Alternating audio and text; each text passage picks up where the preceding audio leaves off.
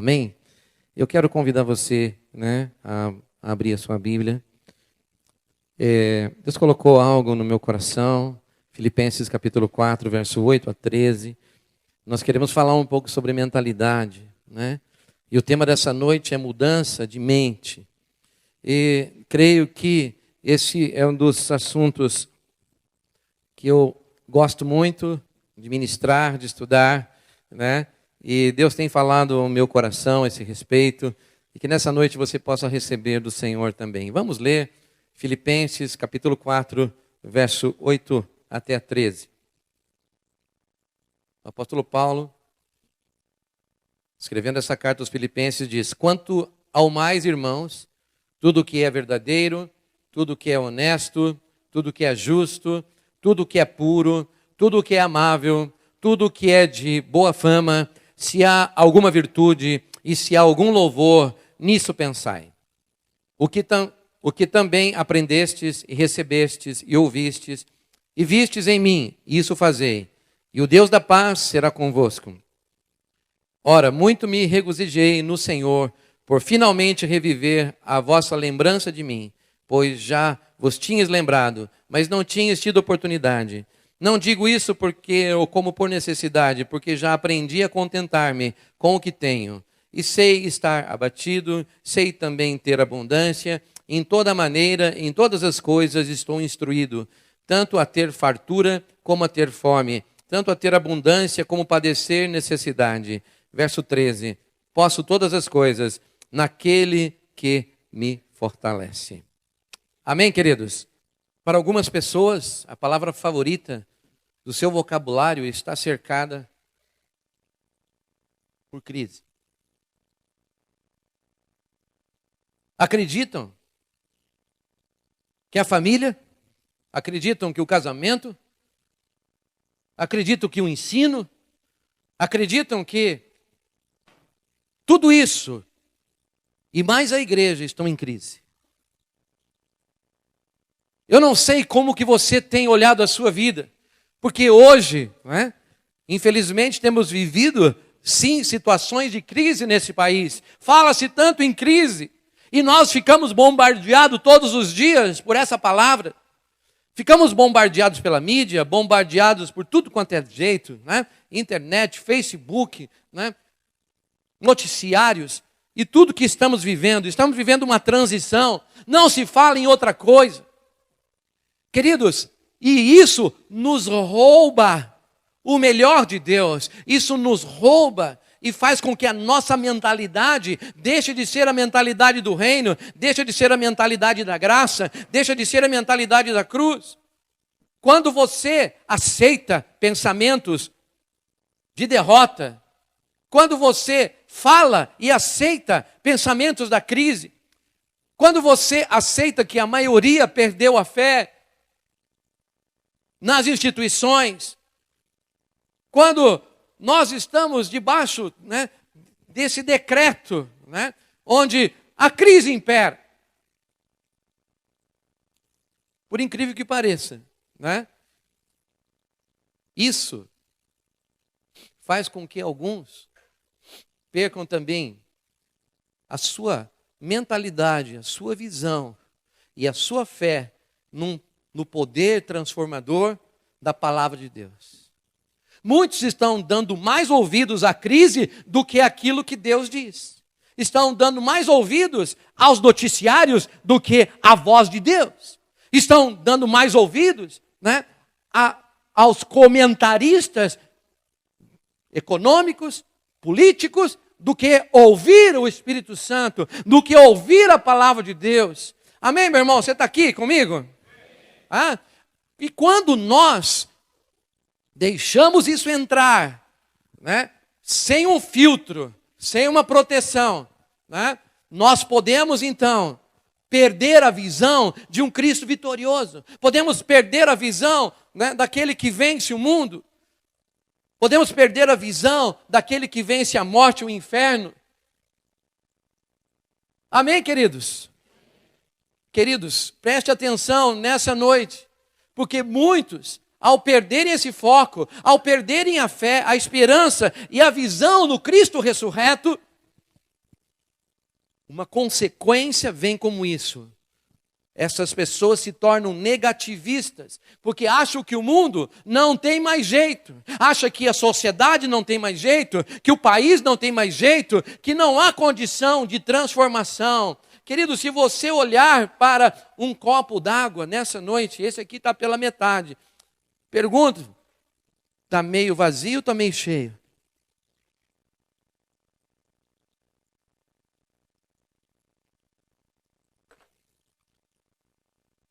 Como você enxerga as coisas depende de como você pensa, do que você tem alimentado.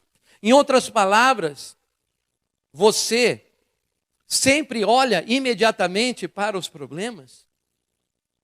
Qual é a sua mentalidade diante dos problemas? Você imediatamente olha para o chão, você olha para as dificuldades, ou você olha primeiramente para Deus, para cima, para o alto, para as possibilidades? Como você reage? Como você tem reagido diante das crises, meu irmão? Como? O copo está sempre meio cheio ou sempre meio vazio? Como que você tem enfrentado as suas lutas e os seus problemas? E essa mensagem nessa noite quer trazer, não é, um pouquinho de direção a respeito da maneira como nós devemos cuidar da nossa mente.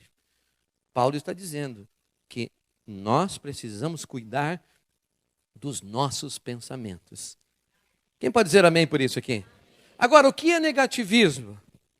Quem pode me ajudar aqui? O que é o negativismo?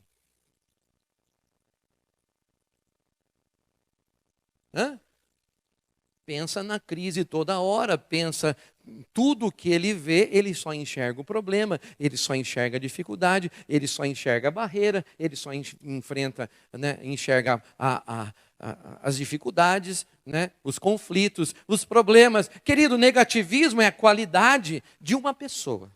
Né? Que tipo de pessoa? A pessoa que tem um espírito de negação sistemática. Essa pessoa sofre desse mal. Por quê? Ela só tem a visão das coisas ruins. Por quê? Não acredita, né, que para todo problema existe uma solução. Ela não acredita, né, que as coisas podem ser resolvidas pela fé. E por isso ela duvida de tudo. Está sempre pagando para ver. E torna-se um cético. E sofre de desesperança crônica. Fale comigo, negativismo é uma atitude contrária à palavra de Deus. Em nome de Jesus, querido, que nessa noite você tome posicionamento para remover isso da sua mente, da sua vida, em nome de Jesus. Amém, querido? Olhe, Paulo, quando ele fez essa colocação, né, nós só conseguimos, né, gostamos muito de ler o 13, né, dizendo, posso todas as coisas em Cristo que me fortalece. Mas se você olhar o contexto, você vai entender que ele tinha muitos motivos para ter preocupações. Paulo tinha todos os motivos para estar se sentindo péssimo naquela hora. Por quê? Porque naquele contexto onde ele escreveu, ele passou por dificuldades. Passou por dificuldades, significa passou fome. Ele está dizendo, eu aprendi a viver com bastante e com quase nada. Tipo assim, fome.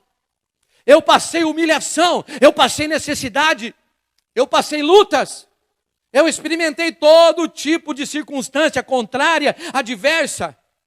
Então Paulo, naquele contexto, quando ele escreveu essa palavra, ele tinha todos os argumentos para reclamar, murmurar ou falar qualquer coisa. Mas mesmo diante dessa dificuldade, mesmo assim, o que ele afirmou? Ele afirmou que ele aprendeu, preste atenção, você aprende a viver contente.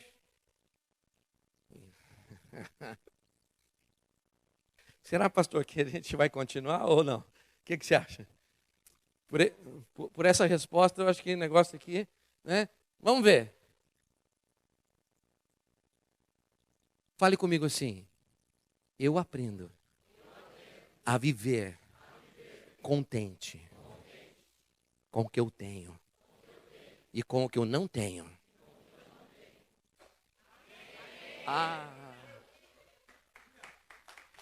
Amém, amados? Glória a Deus por isso. Eu aprendo. Paulo aprendeu a viver contente em toda e qualquer situação, anunciando o seguinte: eu posso todas as coisas em Cristo que me fortalece. Querido, você precisa aprender a declarar aquilo que a Bíblia diz. Quando Paulo diz posso todas as coisas, não podemos esquecer do contexto. Eu posso viver com o que eu tenho, eu posso viver com a situação que eu tenho enfrentado, eu posso viver com o meu nível de instrução, eu posso viver com a roupa que eu tenho, com o carro que eu tenho, com a casa que eu tenho, e posso viver também com a roupa que eu não tenho, com a casa que eu não tenho, com o carro que eu ainda não tenho. Mas eu posso todas as coisas em Cristo que me fortalece. Amém? É verdade que Cristo disse que no mundo nós teríamos aflições. Lá em João 16, verso 33, Jesus disse assim, o quê? Tende bom ânimo. Ele falou, você e eu vamos passar por aflições. Fala comigo. Né? Fale o que Jesus disse lá. No mundo teremos aflições, mas eu venci o mundo. Então eu posso passar por aflições. Eu posso passar dificuldades. Né? Então nós precisamos aprender o seguinte, que negativismo é contra a palavra de Deus. E por quê, amados? Porque quem vê o positivo não vive assustado, temeroso, medroso, acuado com o negativo. Amém, querido? Fale assim, eu preciso aprender a olhar as coisas de modo diferente. Porque quem vê o positivo, quando você olha na situação, né, e você consegue tirar algo bom daquela situação, você não fica reclamando por aquilo que você não tem. Você dá graças a Deus por aquilo que você tem. E você vai experimentar então a multiplicação e milagre com aquilo que você tem, e não com aquilo que você não tem. Quantas pessoas vivem constantemente oprimidas por pensamentos negativos, sem perceberem que pode viver em profundo conforto e segurança. Sabe por quê? Porque Deus sempre diz para aqueles que creem, né, aqueles que confiam, né, independente da circunstância, que sempre existe uma saída. Amém comigo? Amém, querido? Glória a Deus. Então, nós precisamos entender o seguinte, né? Que é necessário para isso a gente encher a nossa mente, renovar a nossa mente, conforme Romanos 12 diz, com pensamentos, né, de fé. E olha, se tem uma coisa prejudicial, que prejudica, né, é você ficar fixado com os seus olhos no problema, nas situações negativas. Querido, é preciso você vislumbrar, você enxergar, você crer pela sua vitória, você ter fé que você vai alcançar aquilo que já prometeu. Amém, amados? Vamos ler Hebreus 4? É importante você entender isso, tá? Hebreus capítulo 4, verso 1 e 2. A questão da visão. A forma como você encara o problema. Veja só o que Hebreus 4 nos diz, verso 1 e 2. Pode colocar a versão NVI, por favor? Muito obrigado. Permanece no NVI, tá? Visto que nos foi deixada a promessa de entrarmos no descanso de Deus, que nenhum de vocês pense que falhou. Pense que falhou, né? Ponto. Pois as boas novas foram pregadas também a nós, tanto quanto a eles. Mas a mensagem que eles ouviram de nada lhes valeu, pois não foi acompanhada de fé por aqueles que a ouviram.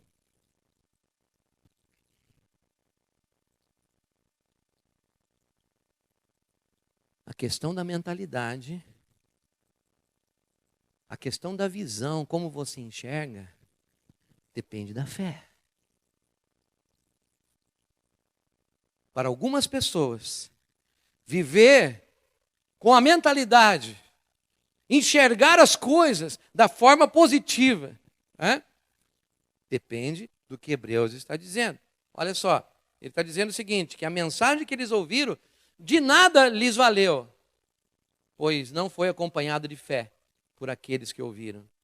Querido, toda mensagem que você recebe de Deus, toda palavra que você recebe de Deus, se ela não vale nada para você, é porque não foi acompanhada de fé. Não houve fé no teu coração para você olhar de forma diferente e decidir, não mais crer naquilo que é ruim, não mais crer no seu negativismo.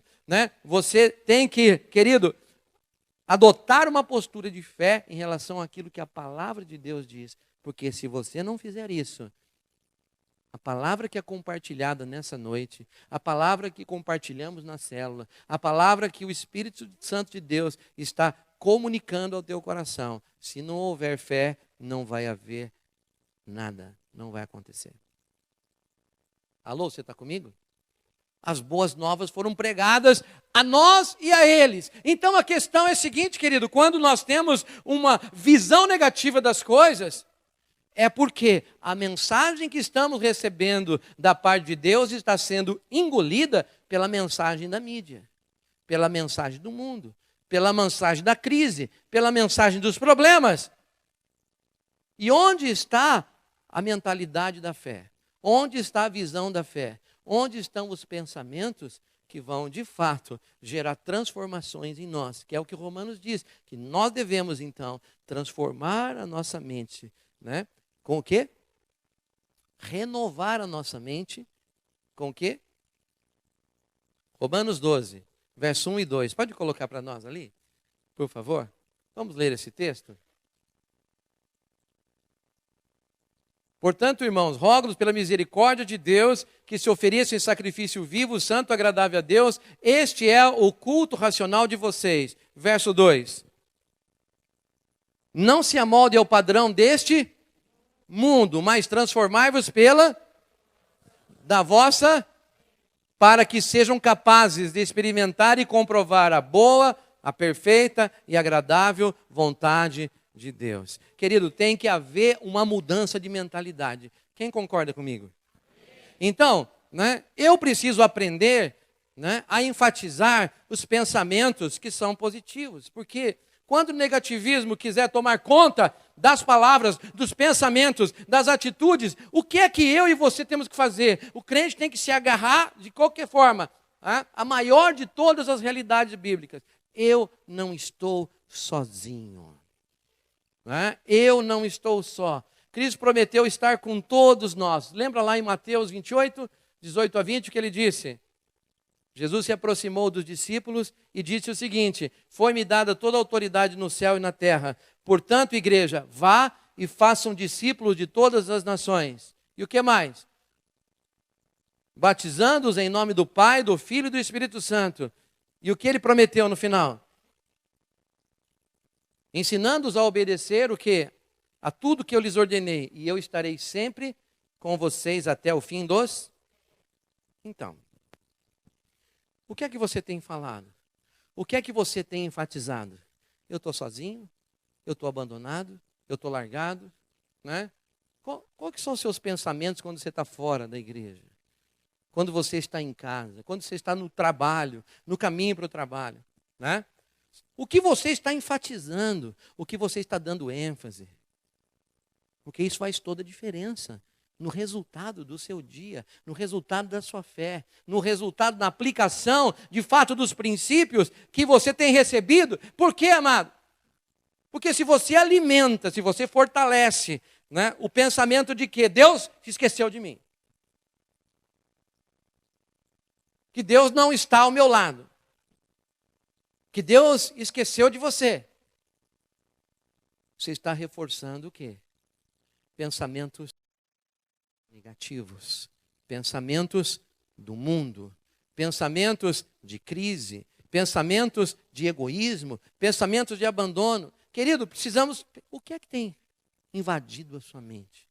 estas coisas? Ou você, né, tem pensado aquilo que nós acabamos de ler? O que ele prometeu? Eu estarei ao seu lado todo o tempo até o final dos tempos. Amém? Então você precisa saber, fale comigo, eu preciso declarar todos os dias que não estou só, Deus está comigo. Amém? É uma coisa muito importante para uma mudança de mentalidade. Eu quero usar o exemplo de Davi, né? Lá em 1 Samuel, uma história, né, que eu gosto muito. Você pode anotar, depois você pode ler com calma, né? Eu vou ler 6 versos para você de uma batalha. 1 Samuel, capítulo 30, verso 1 a 6. Né? Aqui, Davi mostrou algo que eu e você precisamos mostrar. Né? Nós precisamos mostrar e desenvolver, né? Que é uma atitude ousada. Ok? Se você quer aprender a mudar a sua mente, né, e experimentar isso na sua vida, você precisa decidir ter uma ousadia. Né? E o tópico que eu quero desenvolver é isso. Eu preciso mostrar ousadia diante da situação negativa. Onde você mostra a sua mentalidade? Diante de uma situação negativa. É diante de uma crise, é diante de um problema, que aí vai gritar aquilo que está na sua mente. Por isso é muito importante a gente refletir um pouquinho aqui, né? Ok, nessa situação. Né? Essa história aqui é a batalha da cidade de Ziglag, onde Davi estava ali com todo o seu exército, né? E ali ele criava sua família, ali ele estava com todos os seus filhos, com todos os seus bens. Ele ainda não tinha se tornado, né, o líder da nação de Israel e de Judá, né? Mas ele já estava então naquele processo de conquistas. E aqui, né, Davi derrota os amalequitas, né, na cidade de Ziglag. Olha o verso 1, vamos ler do 1 ao 6, vamos ver o que essa história conta, rapidamente. Quando Davi e seus soldados chegaram a Ziglag, no terceiro dia, os amalequitas tinham atacado Neguebe e incendiado a cidade de Ziglag. Levaram como prisioneiros todos os que lá estavam, as mulheres, os jovens e os idosos. A ninguém mataram, mas os levaram consigo quando prosseguiram o seu caminho. Verso 3. Ao chegarem a Ziglag, Davi e seus soldados encontraram a cidade destruída pelo fogo e viram que suas mulheres, os seus filhos e suas filhas tinham sido levadas como prisioneiros. Verso 4. Então Davi e seus soldados choraram em alta voz até não terem mais forças. E verso 5. As 2 mulheres de Davi também tinham sido levadas, Ainoã de Jezreel e Abigail de Carmelo, a que fora mulher de Nabal, né? Ficou viúva e casou com Davi. Verso 6. Davi ficou profundamente angustiado, pois os homens falavam em apedrejá-lo. E todos estavam amargurados por causa de seus filhos e de suas filhas. Davi, porém, fortaleceu-se no Senhor, o seu Deus. Fale comigo, Davi fortaleceu-se no Senhor, o seu Deus. Vamos contextualizar um pouquinho dessa história rapidamente. Davi chega em Ziglag, na cidade onde estavam ali todos os seus bens, sua família, seus filhos, e ele encontra tudo queimado, tudo destruído. Eu não sei se você já passou por uma situação assim, de chegar na sua casa, ver sua casa incendiada, queimada, destruída, né, saqueada. Né? Eu já vivi uma situação quando voltei de viagem, né, de um período que passamos no litoral, chegamos à nossa casa, né, tinha sido assaltada. E é uma sensação horrível. Quem já passou por isso sabe, né, de você chegar e ver o seu lar invadido, a sua privacidade invadida, ver as suas coisas sendo, né, jogadas no chão e bagunçadas e subtraídos, coisas que são objetos, né, caros para você, de importância para a sua vida. Ninguém aqui, né, que já passou por isso, né, de fato, né, quando você experimenta algo assim, tá, você percebe, né, a sua primeira reação, né, aquele gelo que dá, aquela adrenalina que dá em você, quando você chega num lugar, no seu cantinho, né, no seu espaço, e descobre que aquilo ali, né, foi objeto de saque. Queridos, né, o sentimento de Davi não foi só pelos bens materiais, mas ele chegou, não encontrou mais os filhos, nem as filhas, nem as esposas. E não só ele, mas todos aqueles que ele liderava. Imagina, todo o exército, né, que por volta de 600 soldados que Davi tinha naquele momento, homens de guerras valorosos, com as suas famílias, todas as mulheres foram levadas, todos os bens foram levados, os filhos foram, né, levados, e os amalequitas incendiaram então a cidade, levando todo mundo. E o resultado disso você já viu aqui, né? Então Davi chorou amargamente. Amados, veja só, né? É claro, como homem de Deus, mas como homem, quando vê sua família perdida, a perda da sua família, junto com todos os seus valentes, né? Que tanta tristeza, né, invadiu o coração destes homens que reverenciavam Davi, que honravam Davi, que tinham Davi como um líder, como aquele, né, capitão, líder, que se tornou o comandante em chefe de todos aqueles. Né?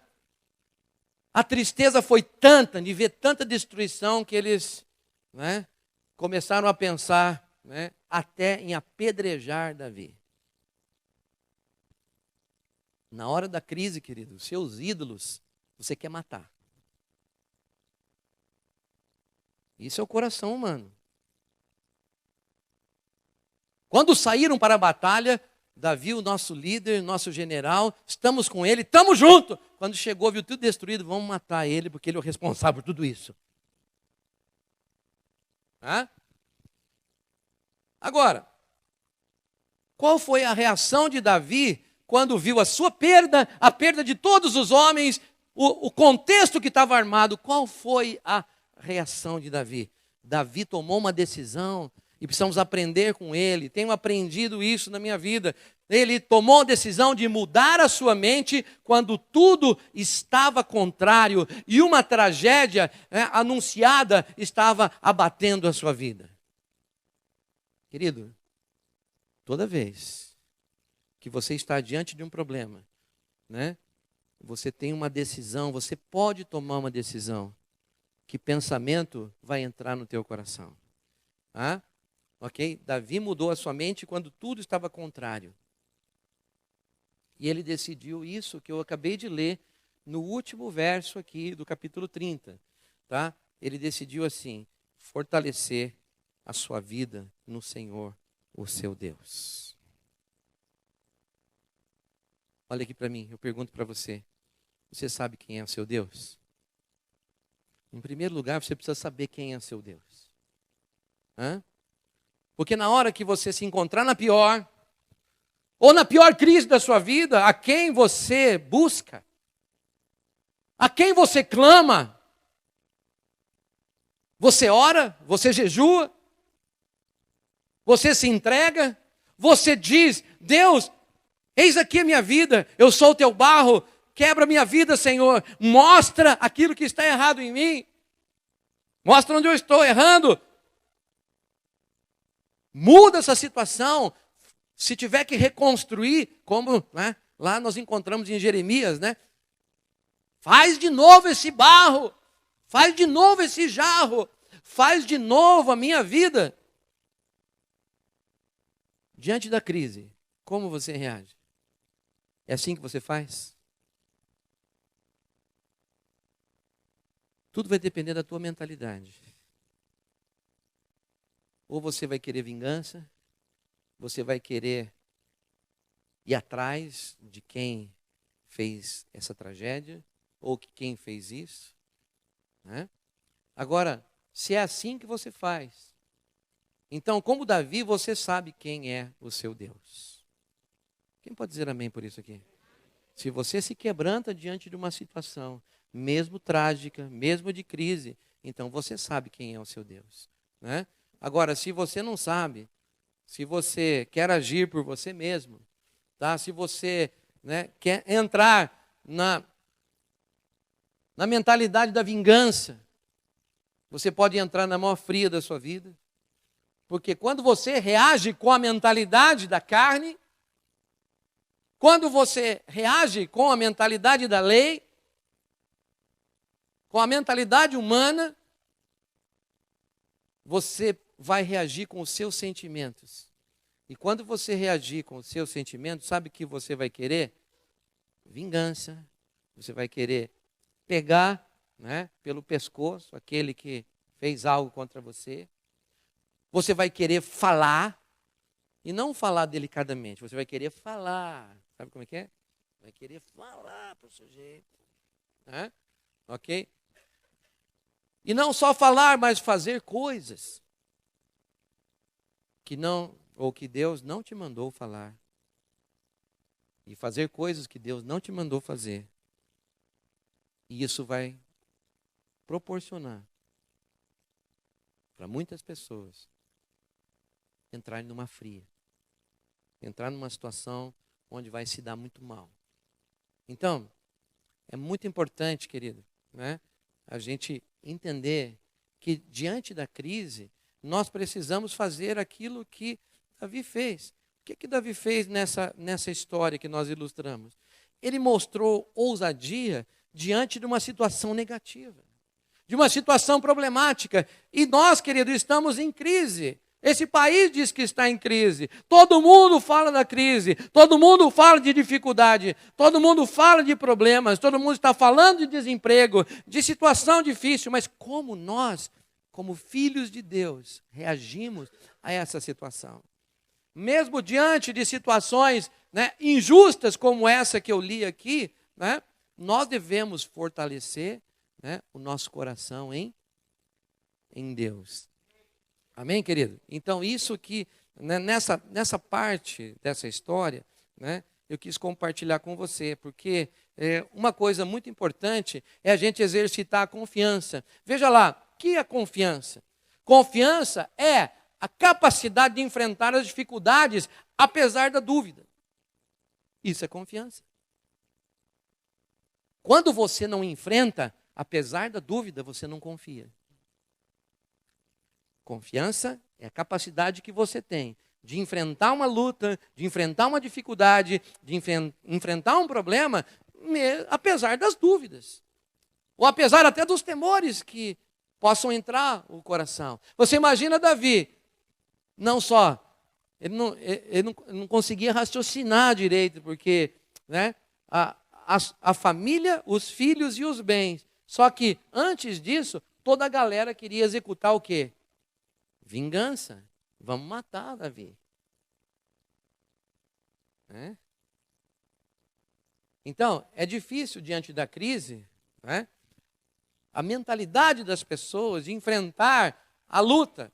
Né? E eu digo, querido, que confiança é a habilidade de afirmar que o bem é mais poderoso do que o mal. Quem concorda com isso aqui?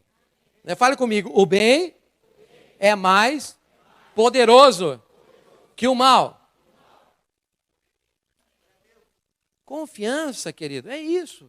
É você declarar isso. Né? Confiança é a competência de aprender com os erros. Confiança é você poder celebrar as tentativas bem-sucedidas de resistir ante as forças contrárias. Isso é confiança. 1 João capítulo 5, verso 14. Né? Veja lá o que esse texto fala sobre confiança. Esta é a confiança que temos ao nos aproximarmos de Deus. 2 pontos. Se pedirmos alguma coisa de acordo com a vontade de Deus, Ele nos ouvirá. Foi exatamente isso que Davi fez. Vamos ler o versos 6 e 8. Volta para mim em 1 Samuel 30. Vamos ler esses 2 versos. Né? Ele decidiu se fortalecer no Senhor. E qual foi a atitude? Né? Veja só no versos 6, 7 e 8. Davi ficou profundamente angustiado, pois os homens falavam em apedrejá-lo. Todos estavam amargurados. Grave isso aí, né? Por causa dos seus filhos e das suas filhas. Davi, porém, fortaleceu-se no Senhor, o seu. Verso 7. Então, Davi fez algo. Tá? Olha só o que Davi fez. Né? Não só depois de fortalecer-se no Senhor, ele tomou uma atitude. Então Davi disse ao sacerdote Abiatar, filho de Aimeleque, traga-me o colete sacerdotal. E Abiatar, então, que era o sacerdote ali, né, trouxe até Davi. Verso 8. E ele perguntou ao Senhor, colocou ali, se prostrou diante do sacerdote e perguntou: eu devo perseguir esse bando de invasores? Irei alcançá-los? E o Senhor respondeu: persiga-os. É certo que você os alcançará e conseguirá libertar os prisioneiros. Davi ouviu de Deus a resposta. Preste atenção, Davi buscou o sacerdote que representava ali a presença de Deus. Davi buscou o sacerdote e ele vestiu então a estola sacerdotal e buscou a Deus. E quando Davi se prostrou, com certeza, querido, ele fez naquilo que nos Salmos a gente ouve de Davi. Sonda, Senhor, o meu coração, vê se tem algum caminho mau. Se essa desgraça aconteceu é por causa da minha vida, é por causa da minha atitude. Meu Deus, se eu estou limpo nessa história, então me dá uma resposta. E se tem algo que precisa acontecer, se eu tiver que morrer, então que eu morra. Mas eu não saio daqui sem uma resposta. Querido, ele sondou o seu coração, ele sondou a vontade de Deus a respeito do que deveria fazer. E quando ele levantou dali, estava ajoelhado, com a estola sacerdotal, orando, quando ele levantou-se dali, ele sabia, ele estava convicto no seu coração, ele sabia que a vitória era sua. Deus lhe deu a vitória, Deus lhe autorizou a perseguir os seus inimigos e os alcançar. Amém, amados? Então essa história diz o seguinte, que Davi, nesse caso, ele traz para nós uma mentalidade, uma postura de mente. Davi nos mostra que no braço ou na mentalidade da carne, você não pode fazer absolutamente nada. Fale comigo, repita isso comigo, tá? Ok? Fale comigo assim, com a mentalidade da carne, operando na minha mente, na minha vida, eu não posso fazer nada. A não ser uma coisa, se dá muito mal. Por quê? Quando reagimos na mentalidade da carne, quando eu e você não vamos para Deus sondar o nosso coração, diante de uma tragédia, diante de um problema, diante do desemprego, diante de uma dificuldade, diante de alguém que nos critica, diante de uma situação resistente, diante de um negócio que não vai para frente, sei lá qual é a situação, dentro de um relacionamento que você sente dificuldades, às vezes no lar, às vezes em casa, às vezes uma luta que você está vivendo, nos teus pensamentos, com o teu coração, com o teu futuro, querido, se você tiver a mentalidade da carne, que é aquela mentalidade assim que reage, você age por impulso, você não busca Deus, você não quebranta o teu coração, você não sacerdote, quer dizer, você não busca conselho, não busca seu pastor, não busca seu líder de célula, não busca sabedoria na palavra, não busca a presença de Deus, não sonda o teu coração para ouvir de Deus se você está errado, se você precisa mudar, se alguma área da tua vida precisa de reconciliação, ajuste, confissão, arrependimento, restituição. Querido, a resposta não vem.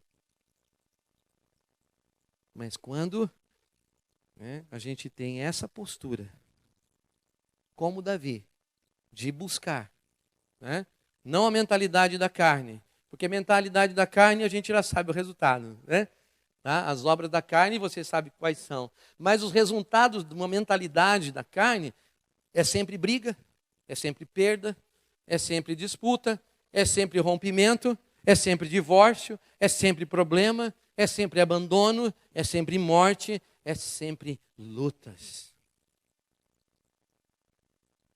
Ok? E principalmente destruição. Agora, entendendo o processo de Davi, se fortalecer em Deus, tomar a atitude de buscar ajuda do sacerdote, se prostrar diante de Deus, sondar o seu coração, orar ao Senhor e pedir uma direção. Ele era um guerreiro, ele tinha um exército, ele queria saber de Deus se ele podia ir para guerrear. Muitas vezes nós saímos para fazer coisa que Deus não pediu e não mandou. Por quê? Mentalidade da carne. Mesmo querendo fazer coisas para Deus. Coisas que Deus não mandou. Coisas que Deus não pediu. Porque você não buscou primeiro para ouvir a vontade dele e perguntar: o senhor quer que eu faça isso? O senhor quer que eu vá? O senhor quer que eu persiga esse? Em outras palavras, ele estava dizendo: esse saque, essa desgraça que aconteceu comigo, é para me ensinar alguma coisa? Ou é para gerar algo, ou me levar para um lugar que eu nunca fui? Para eu fazer uma coisa que eu nunca fiz? Para conquistar algo que nunca conquistei? Você tem que perguntar. E se Deus te autorizar, querido, mesmo diante de uma aparente tragédia, logo vem a vitória. Amém, amados? Né? Então, Deus vai usar o quê? As suas habilidades. Quem pode dizer amém por isso aqui? Deus vai usar a sua inteligência, a sua força para lutar, os seus talentos, quando você tiver a mentalidade da vitória. Fale comigo assim: a batalha e a vitória é do Senhor. Se Deus não agir, as coisas não vão mudar.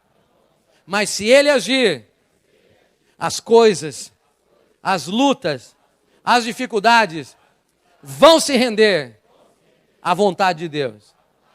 Amém? Sabe por que temos que ter essa mentalidade? Porque, amados, se Deus não agir, eu e você não vamos para lugar nenhum. Não podemos ir. Satanás deita e rola sobre a sua vida, seus inimigos vão zombar de você, você vai ser motivo de chacota, né? E as coisas não vão funcionar. Por quê? Porque precisamos aprender princípios do reino, princípios da palavra, princípios com Davi. Mas se você fizer aquilo que Davi fez, se você buscar o Senhor de todo o seu coração, em todas as suas batalhas, em todas as suas lutas, mesmo até diante dos seus fracassos e derrotas e problemas, Deus te dará vitória, em primeiro lugar, e entregará os inimigos na sua mão novamente. Amém? Né? É o que a Bíblia diz: Deus entregará todos os nossos gigantes, todos os nossos inimigos. Né? Por quê? Nós precisamos exercitar isso, gente. E quando a gente exercita essas coisas, nós estamos fazendo algo muito importante, que é guardar a mente daquilo que é mal. Fala comigo: eu preciso guardar a minha mente daquilo que é mal. Gálatas 5, 22 e 23. Vamos ler esse texto? Diz assim: mas o fruto do Espírito é amor, alegria, paz, paciência, amabilidade, bondade, fidelidade, mansidão e domínio próprio. Contra essas coisas não há lei.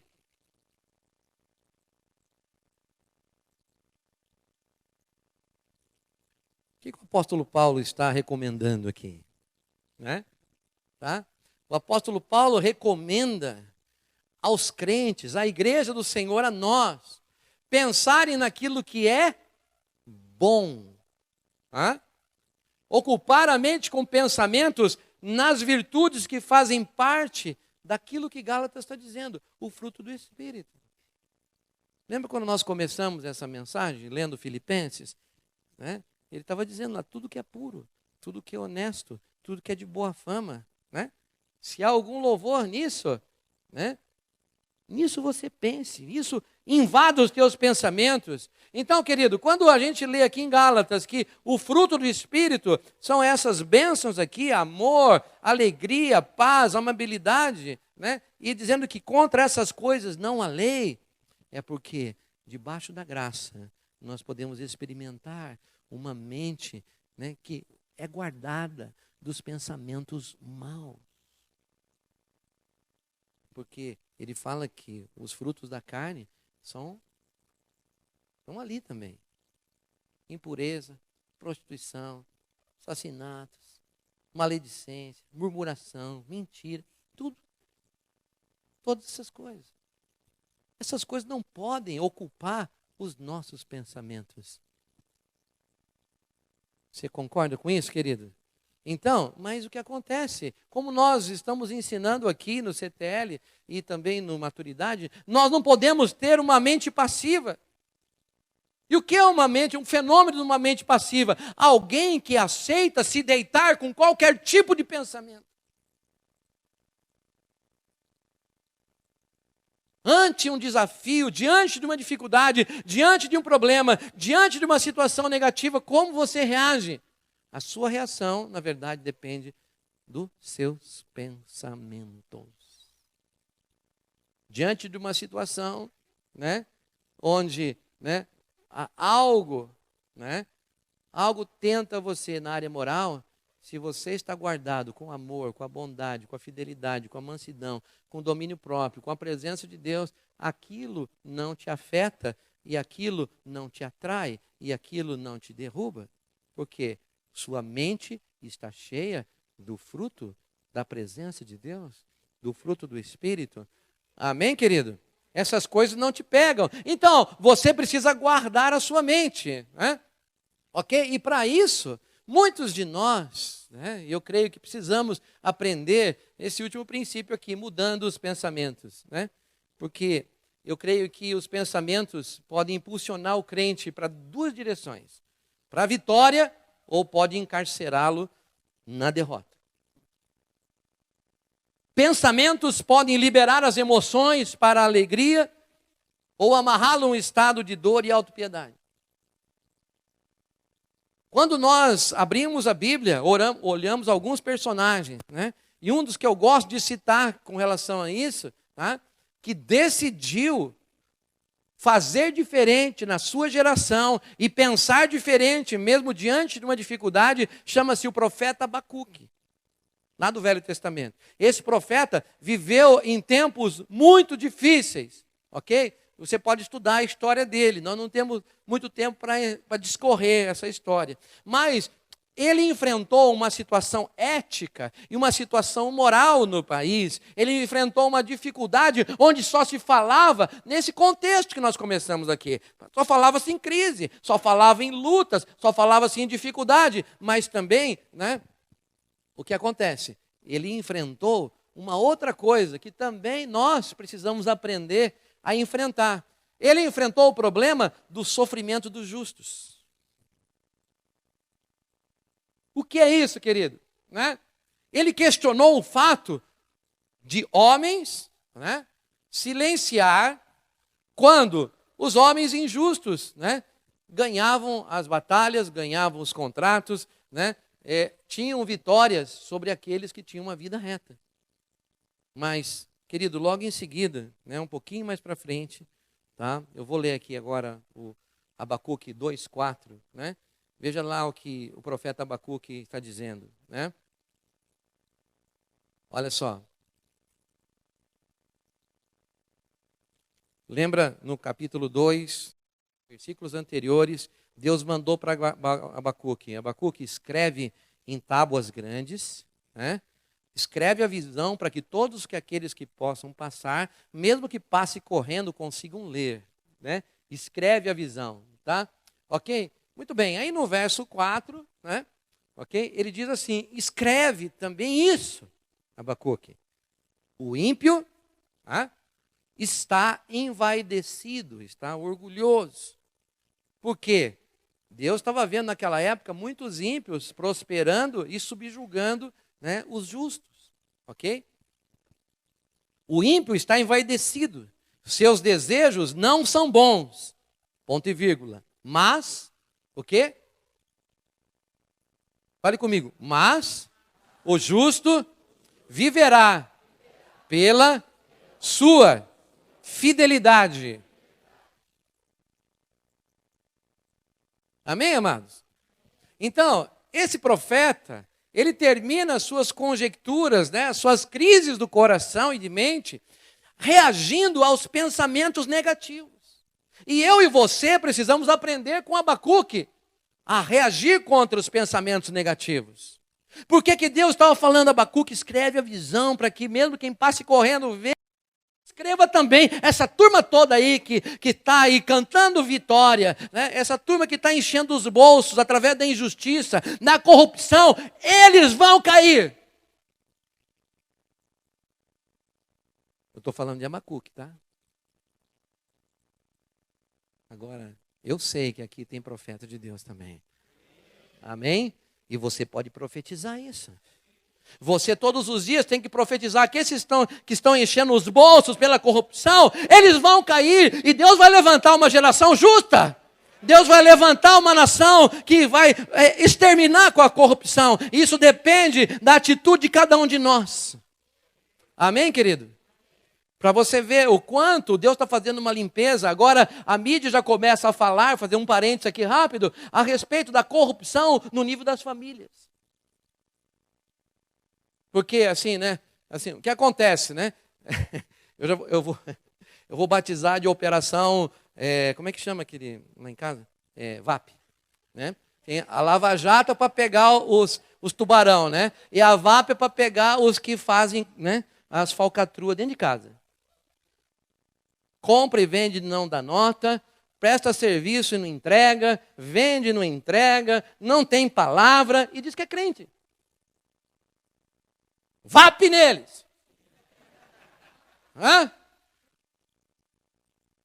Querido, preste atenção, Abacuque, né? Ele ficou naquela, mas todo mundo aqui que é corrupto prospera, e a gente aqui está aqui vivendo essa situação, né? De ruína, de fome. Veja lá Abacuque capítulo 3, versos 17 e 18. Olha o que ele diz.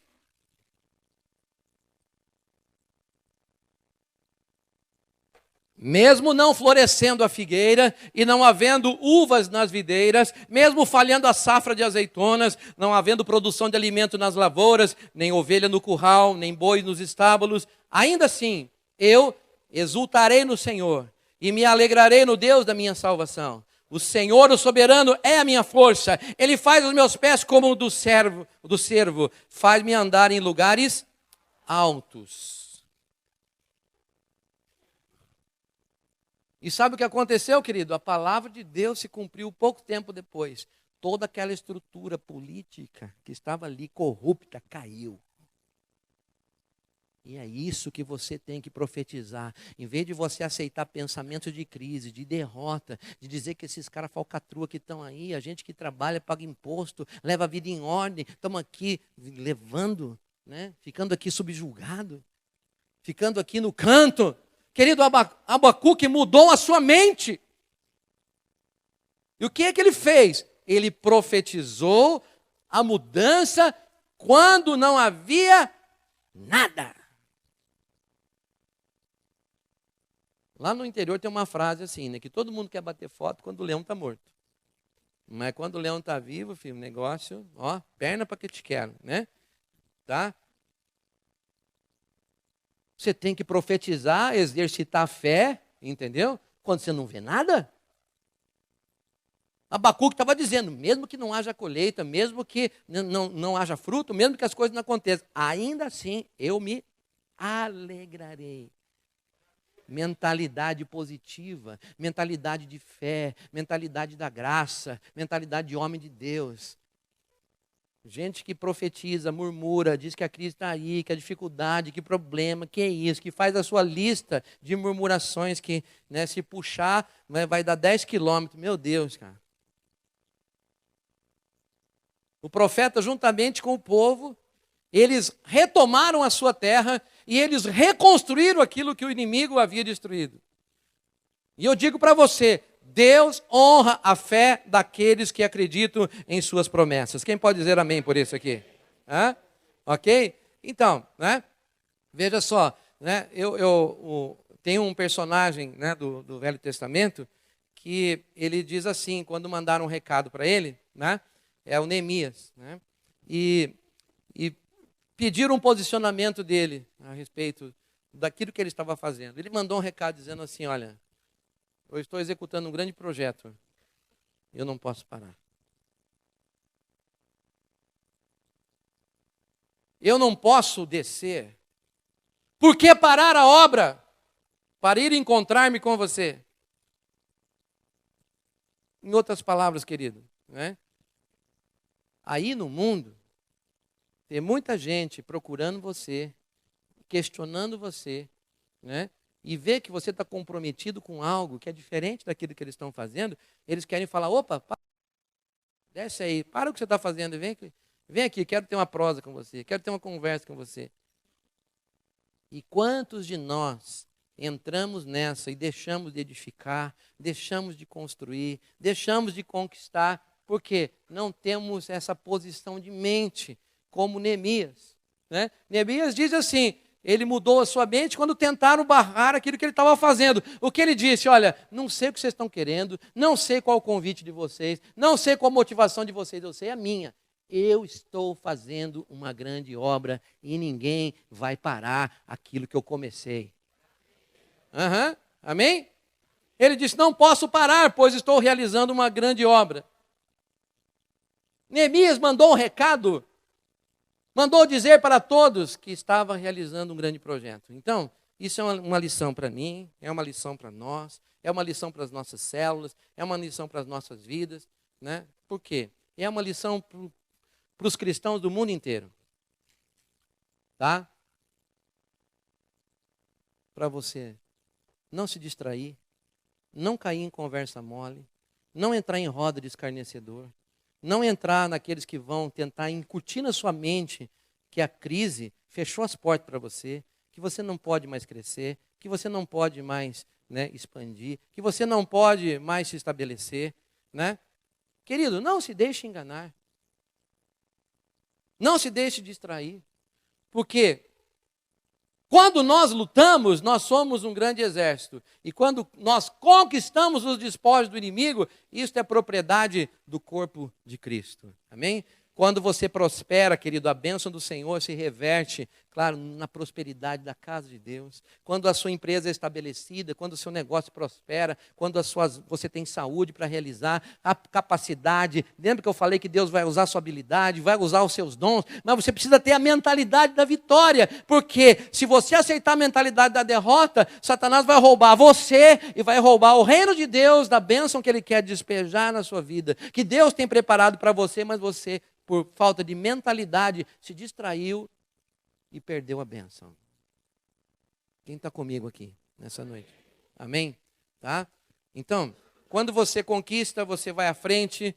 Quando você ganha pessoas novas para Cristo. Quando as suas células estão cheias. Né? Quando você dá testemunho de vida todos os dias, querido, a vitória é de toda a igreja. Não é só a vitória sua. Não é uma vitória individual. Né? O mérito não é seu, mas de toda a igreja, porque todos nós somos abençoados quando você pode contar o teu testemunho, quando você pode falar. Né? E eu quero concluir dizendo o seguinte, que Jesus pagou todo o preço para você ter uma nova mente. Amém, querido? Jesus pagou o preço. Né? Então, eu creio nessa noite, eu quero pensar cada dia mais como Davi, como Neemias. Eu quero que você pense como eles, porque que você tenha uma mente vencedora como Neemias, que você tenha uma mente reativa e vencedora como Davi, que mesmo diante de uma tragédia, ele se fortaleceu em Deus, ele buscou em Deus, ele teve um coração quebrantado, ele não foi orgulhoso. Como alguém que se fortalece no Senhor, ele nunca se distraiu no propósito que Deus encarregou para ele. Querido, que da mesma forma, você lembre quem era Davi.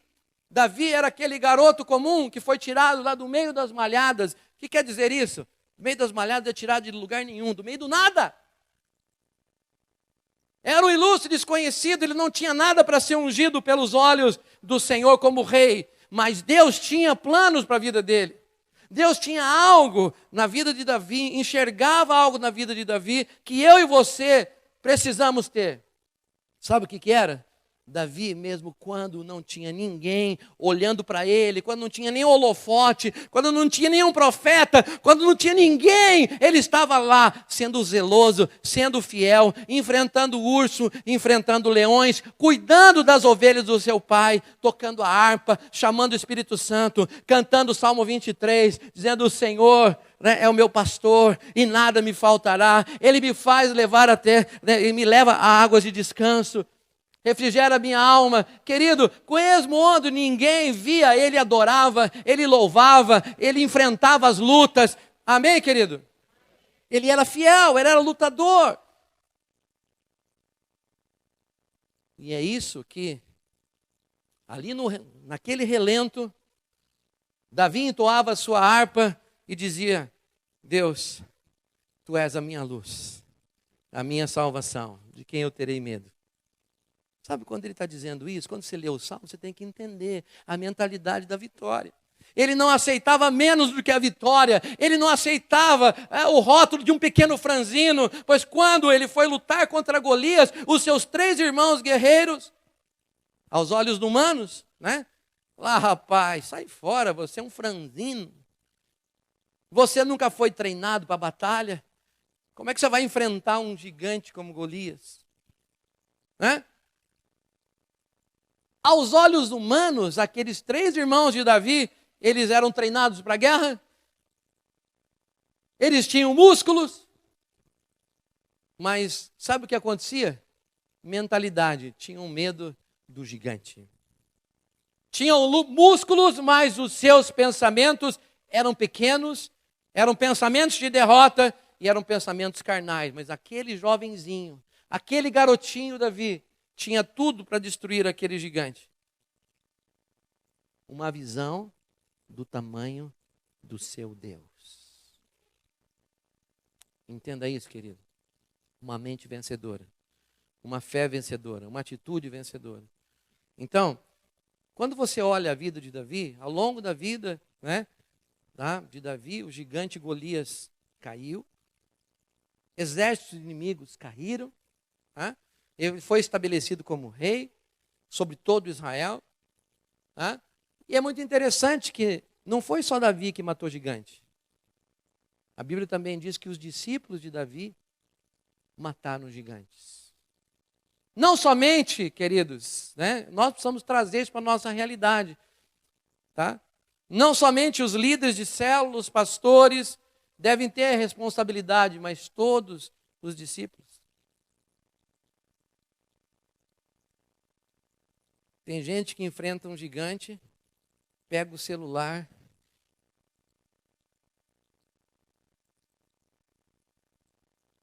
quem fala? É fulano. Tudo bem, meu líder? Aqui, sou eu. Mas sou eu quem? Né? Ele nem fala o nome. Eu estou aqui no meio de uma luta aqui. Você pode orar por mim, rapaz? Tem um gigante aqui, eu preciso... Tem um cara endemoniado aqui no meu trabalho, eu não sei o que fazer com ele. Meu, qual que é a tua? Foi chamado para ser garoto de recado ou você foi chamado para ser mais que vencedor? Amém? Então, nós precisamos ter uma mentalidade. Os discípulos de Davi se tornaram um exército vitorioso em todas as batalhas que travaram. Né? E muitos deles também derrotaram gigantes. O que eu quero dizer, querido? Que existem muitos gigantes, né, que estão aqui em Filipenses 4:8. Né? Que precisam cair. Quando Paulo está dizendo que, né, tudo que for verdadeiro, o gigante da mentira tem que cair. Tudo que for honesto, significa que todo gigante na tua mente, tá, de desonestidade tem que cair. Quando ele diz que tudo que é correto, então tudo que é incorreto na sua mente tem que ser tratado e tem que sair. Pensamento incorreto, doutrina incorreta, caráter incorreto. Ele não está dizendo alguma coisa, ele diz, Filipenses 4:8, coloca para mim lá. Finalmente, irmãos, tudo que for verdadeiro, tudo que for nobre, tudo que for correto, tudo que for puro, tudo que for amável, tudo que for de boa fama, se houver algo de excelente ou digno de louvor, pense nessas coisas. Olha aqui para mim. Para que um gigante caia nas nossas vidas, tá? Primeiro, ele tem que ser derrotado aqui, ó, na nossa mente. Amém, meu irmão? Você está comigo até agora? Então, eu vejo o seguinte, que cada vez que você filtra um pensamento de impossibilidade, cada vez que você filtra um pensamento de derrota, cada vez que você filtra um pensamento de desânimo, de fracasso, de incapacidade, você está se preparando para derrotar os gigantes que você enfrenta na sua vida diária. Quando nós utilizamos esses princípios agora de Filipenses 4:8, nós começamos a enxergar o quê? O tamanho e o poder de o nosso Deus como Davi. Amém? Fecha teus olhos aí, por favor.